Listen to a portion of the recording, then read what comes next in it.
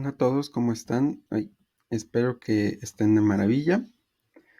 Siempre los saludo así porque realmente no sé cómo empezar estos videos, pero bueno, sí espero que estén de maravilla. Y el día de hoy lo que vamos a hacer es justamente empezar a trabajar ya con otro estilo de programación que es justamente la programación funcional. Entonces, así como hicimos cuando estudiamos toda la parte de programación lógica, empezamos pues platicando de los fundamentos, ¿no? Entonces vamos a hacer exactamente lo mismo aquí en la programación funcional y de la misma forma en que lo hicimos con la programación lógica, estamos viendo estos fundamentos a manera de repaso, justamente porque, pues, por ejemplo, en programación lógica ya habían estudiado todos esos conceptos tales como la resolución binaria, la unificación, ¿no? En el curso de lógica computacional. Lo mismo pasa aquí. El principal fundamento, pues, es de los lenguajes funcionales es justamente el cálculo lambda, que ya estudiaron en el curso de lenguajes de programación, ¿no? Entonces, si llegase a haber alguna duda o algo por el estilo, pues justamente esta semana, ¿no? Vamos a estar dando un repaso de estos temas, ¿no? Entonces, otro de los principales fundamentos de la programación funcional es la teoría de categorías, ¿no? Entonces, ahorita no vamos a hablar nada de teoría de categorías, justamente porque es un tema un poquito más particular, que prefiero que lo veamos ya directamente programando o saber cómo es que se relaciona esto. Entonces lo veremos más adelante. Lo vamos a omitir de momento en los fundamentos, pero sí lo vamos a analizar, a estudiar en algún punto, ¿no? Entonces ahorita lo que vamos a hacer es dar un breve repaso al cálculo lambda, que como muchos sabrán, y si no, pues se los platico.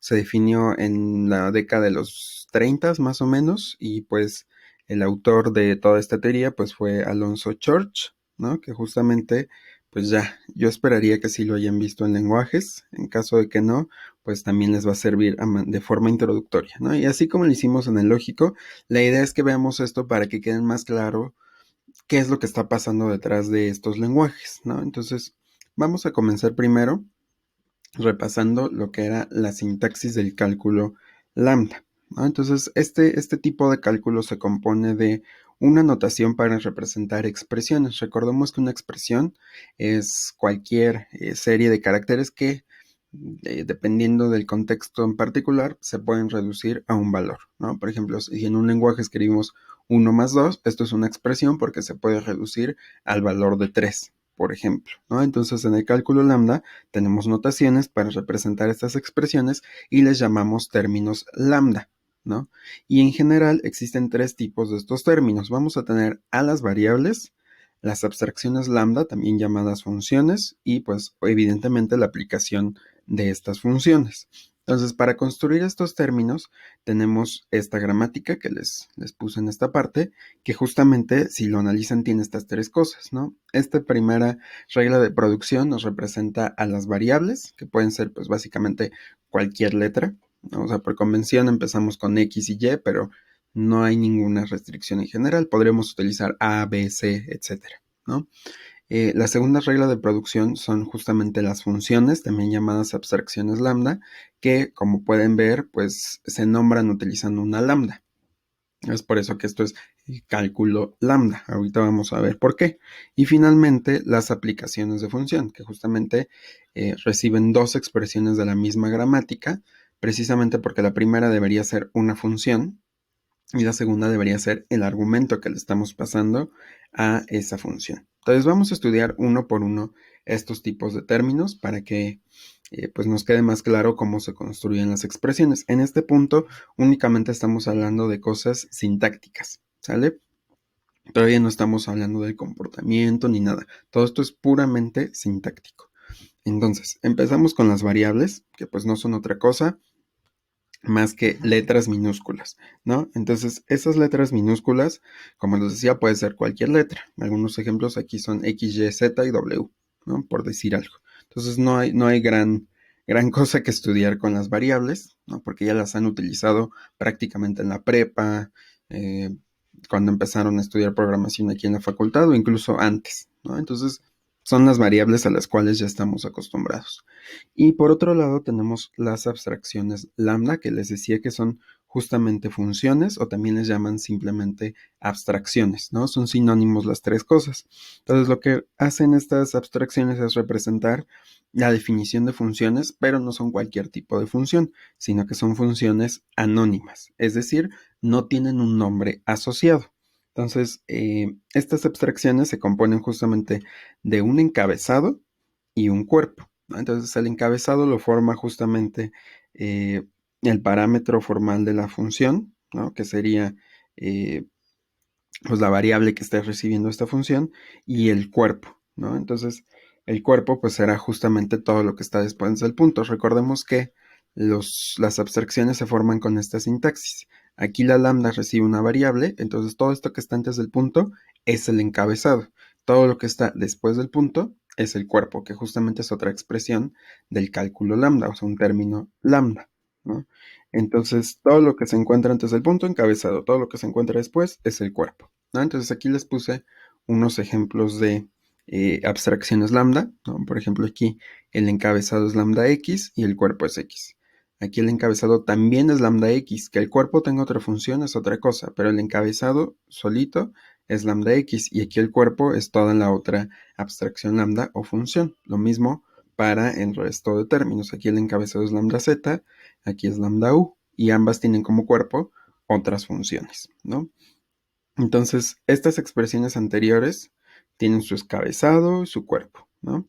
Pero en particular, si se dan cuenta, la segunda abstracción es equivalente a una función que tuviera dos parámetros, ¿no? Bueno, vamos a analizarlo primero aquí. Si se dan cuenta, es una función que recibe dos parámetros y al final aplica el primer parámetro con el segundo, ¿no? Entonces, en general, lo estamos poniendo como dos funciones de un único parámetro porque la sintaxis del cálculo lambda no nos permite definir funciones de más de un parámetro. Estrictamente tienen que recibir un parámetro, ¿no? Entonces, una forma de lograr definir estas funciones es justamente pues haciendo cosas de este estilo, ¿no? Definir una función que reciba el primer parámetro y devolvemos como resultado otra función que reciba ese segundo parámetro. Entonces, de cierta forma, estamos definiendo estas funciones parcialmente, ¿no? O sea, la función que devuelve toda esta función, ¿no? O sea, el cuerpo, es una función parcial donde el valor del x ya fue aplicado de cierta forma. Nos falta aplicar la y, por eso les digo que es de cierta forma una función parcial, ¿no? Entonces, esta forma de separar como que los parámetros en dos funciones distintas y que son parciales se conoce como currificación, ¿no? Entonces, justamente la currificación nos va a permitir definir funciones de más de un parámetro, ¿no? Y vamos a tener una función con un parámetro que tiene como cuerpo otra función con el segundo y así en lo sucesivo. O sea, si hubiera tres parámetros, tendríamos una función que devuelve una función que devuelve una función. Si hubiera un cuarto, esa función devolvería otra y así sucesivamente, ¿no? Entonces, por ejemplo, si yo quisiera definir una función, esta en particular que tiene dos parámetros, ¿qué tengo que hacer? Pues defino una nueva función que devuelva como resultado, ¿no? La aplicación parcial con el siguiente parámetro.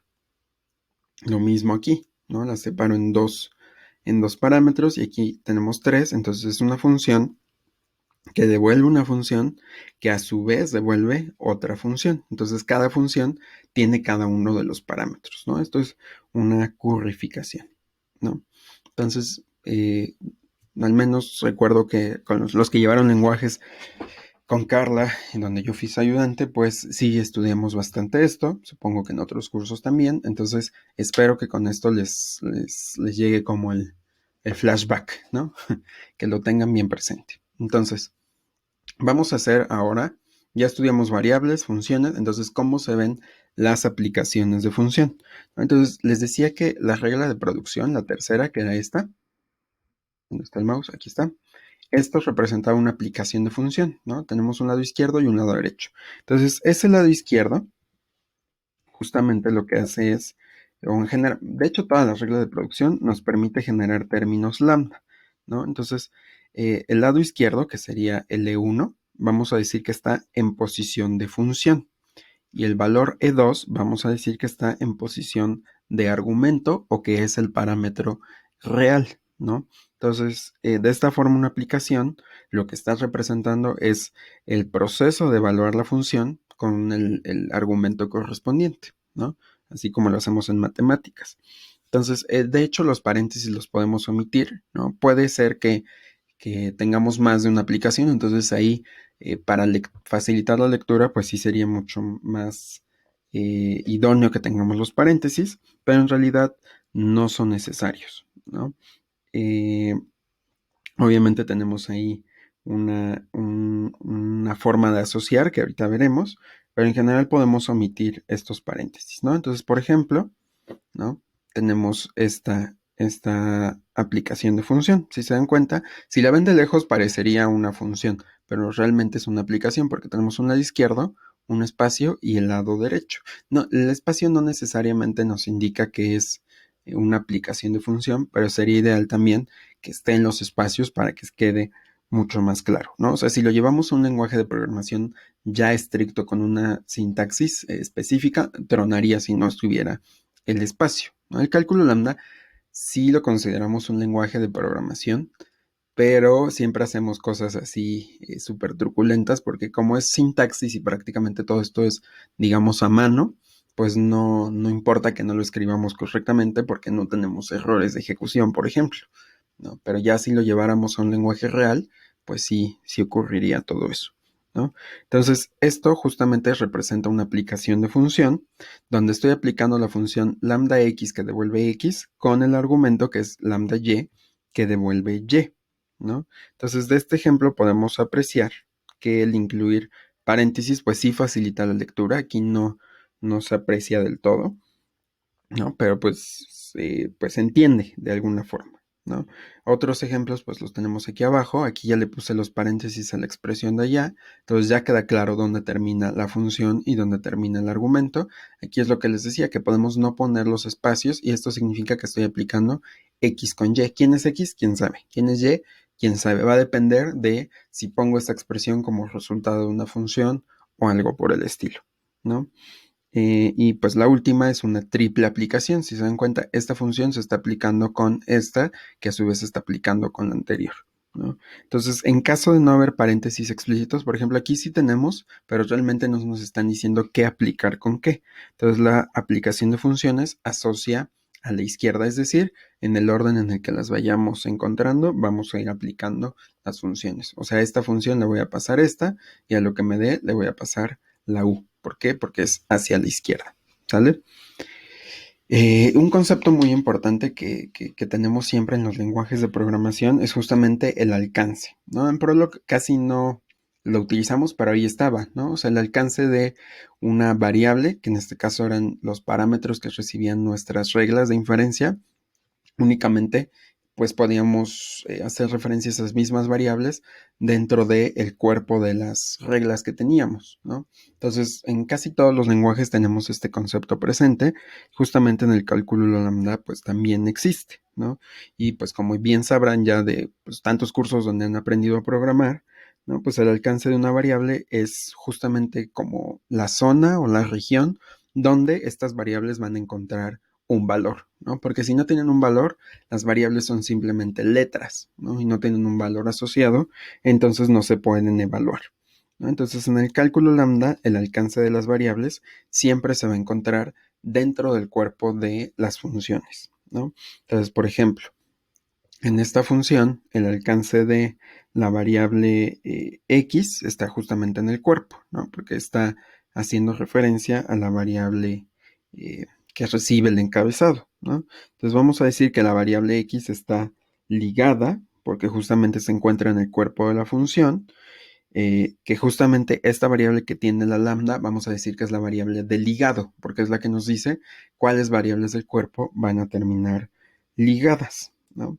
Entonces, si una variable en el cuerpo de una función no es precedida por una variable, más bien por una lambda, vamos a decir que es una variable libre, ¿no? Entonces, por ejemplo, si tenemos esta expresión, pues la x aparece junto a la lambda, por lo tanto, todas las x que estén en el cuerpo van a ser ligadas. En este caso, x es ligada. Pero si se dan cuenta, esta y no tiene ninguna variable cerca de una lambda, ¿no? Y no está en el alcance. Por lo tanto, el alcance de esta y, como no se puede encontrar dentro del encabezado, vamos a decir que y es una variable libre, ¿no? Entonces, básicamente tenemos que estar revisando el encabezado, ¿no? Otro ejemplo, pues lo tenemos en esta expresión que tenemos aquí. Vemos que el lado izquierdo es una aplicación, en este caso lambda xx, que es no otra cosa más que la identidad, y pues la variable x se encuentra ligada. Pero en el lado derecho, aunque está apareciendo esa misma x, ahí se encuentra libre, porque la lambda no tiene una x cerca, ¿no? Entonces, es importante observar que la x de la primera subexpresión, o sea, esta, es ajena a la de acá, ¿no? Entonces, el alcance que tenga en un lugar esa variable no va a ser lo mismo que si está en otro lugar, ¿no? O sea, en este caso, en otra función, ¿no? Entonces, no porque en una misma expresión sea ligada, significa que en toda la expresión va a tener el mismo alcance, ¿no? Entonces, formalmente, ya hablando, o sea, ahorita lo definimos un poco informal, podemos definir a las variables libres de esta forma, ¿no? Vamos a decir que x está libre en y, ¿no? Con y cualquier variable, ¿no? O sea, si mi expresión es únicamente una variable, cualquier otra está libre en ese alcance, ¿no? O sea, si tengo la expresión y, evidentemente x va a estar libre porque ni siquiera tiene un encabezado, ¿no? Por el otro lado, vamos a decir que x está libre aquí, en una función, si solo si esa x sea distinta de y, o sea, de la variable que tiene el encabezado, ¿no? Y además, que se encuentre libre dentro del cuerpo, porque puede que en el cuerpo haya una lambda con x. Entonces, si no es parte de la variable que está en el encabezado y no está ligada dentro del cuerpo, vamos a decir que está libre en toda la expresión, ¿no? Donde pues obviamente también tiene que ser una expresión.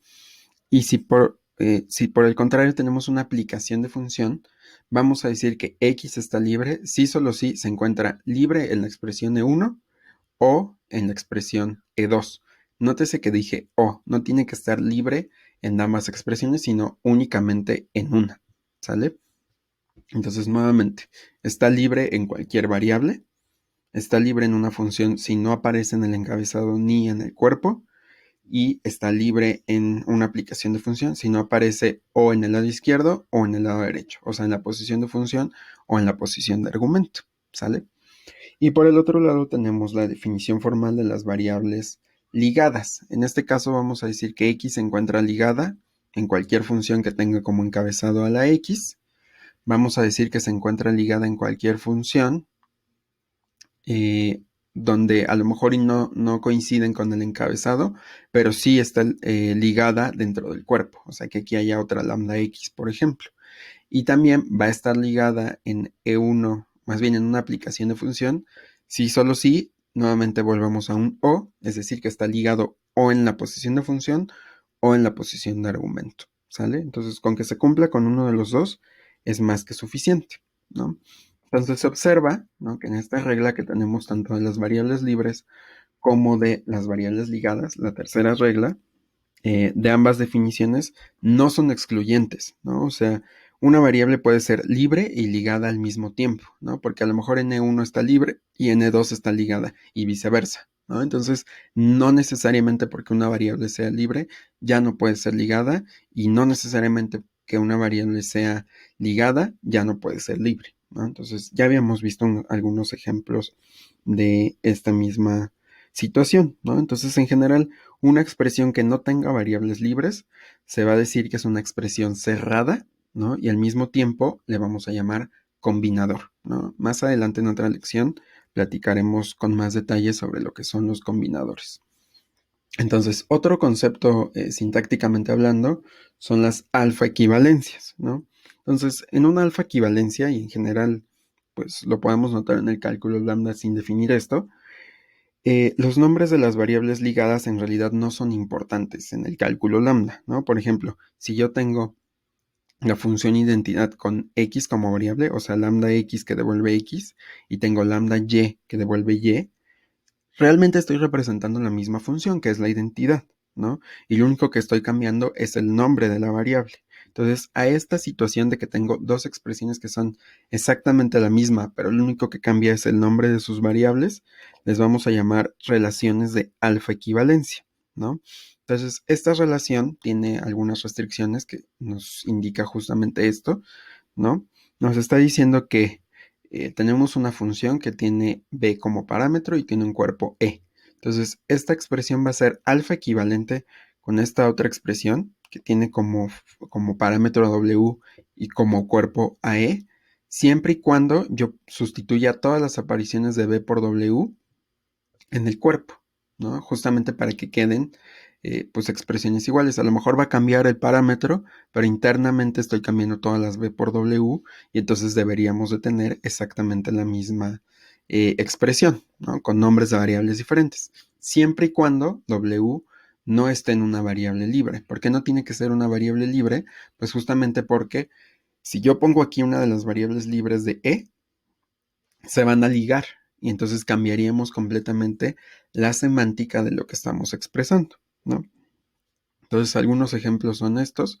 La identidad es alfa equivalente pues con exactamente lo mismo, o sea, una expresión es alfa equivalente consigo misma. Este es el primer ejemplo que les mencionaba.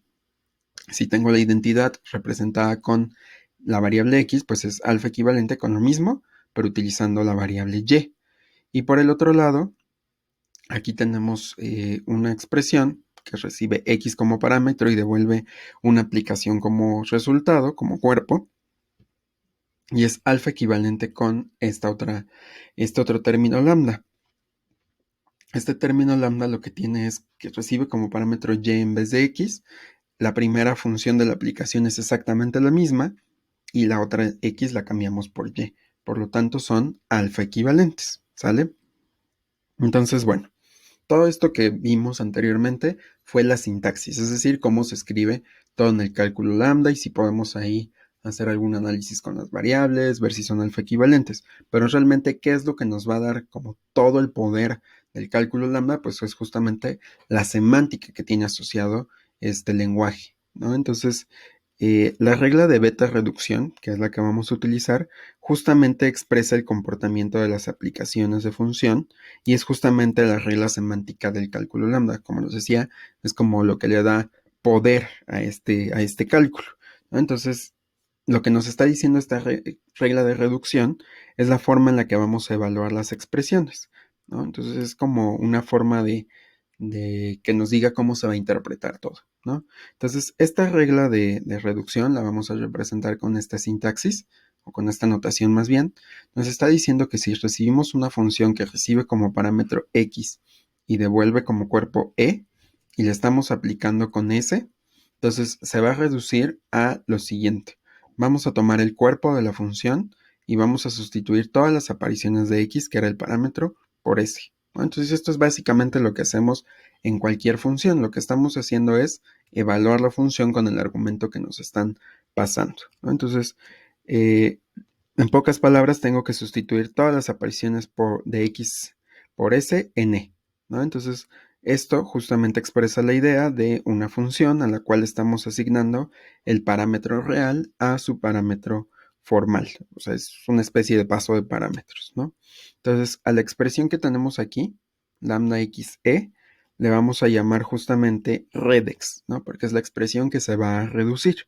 Y la expresión que nos resulta después de reducir la expresión, que es todo esto, le vamos a llamar reducto, ¿no? Entonces, algunos ejemplos de metareducciones están aquí abajo, ¿no? Por ejemplo, aquí, pues quiero hacer esta aplicación de función. Entonces, la beta reducción me dice, toma el parámetro, que en este caso es x, y cambia todas las apariciones de x por el argumento, que en este caso es x, ¿no? Ahora, dense cuenta que la beta reducción nos está quitando el encabezado. Entonces, aquí quito el encabezado.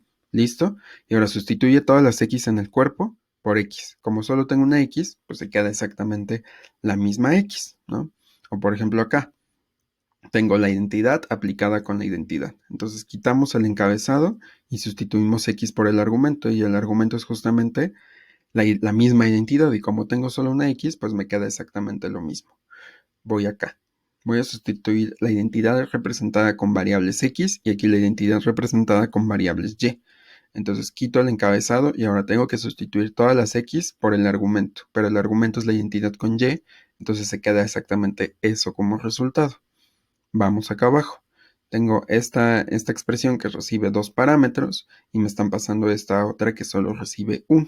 Entonces quitamos el encabezado, que en este caso es lambda x, y nos queda todo lo del cuerpo, pero sustituyendo la x por el argumento. Entonces esta x que tenemos aquí la vamos a sustituir por la identidad.